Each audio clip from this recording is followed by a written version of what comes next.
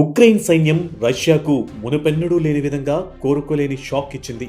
రష్యాను defence మోడల్లోకి నెట్టేస్తూ Ukraine రాజధాని Kyiv నుండి ప్రయోగించిన వందలాది వ్యూహాత్మక డ్రోన్లు నేరుగా రష్యా రాజధాని మాస్కో నగరాన్ని టార్గెట్ చేశాయి.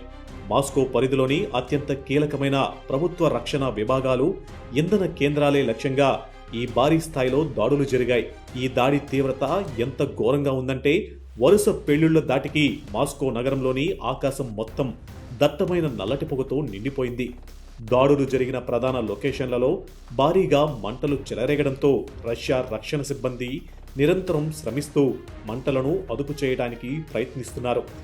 రష్యా గగనతల రక్షణ కవచాలను దాటుకుని మరీ మాస్కో అంతర్భాగంలోకి ఈ స్థాయిలో ఉక్రెయిన్ డ్రోన్లు చొరబడడం రష్యా భద్రతను అంతర్జాతీయంగా ప్రశ్నార్థకం చేసింది.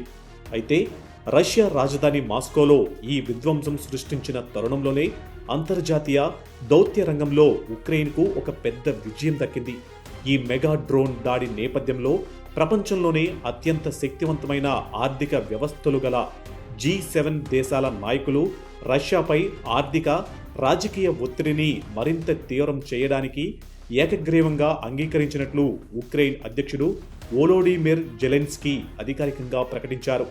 రష్యాను అంతర్జాతీయంగా ఒంటరిని చేయడానికి G7 దేశాలు మరిన్ని కఠినమైన ఆంక్షలు విధించేందుకు సిద్ధమవుతున్నాయి.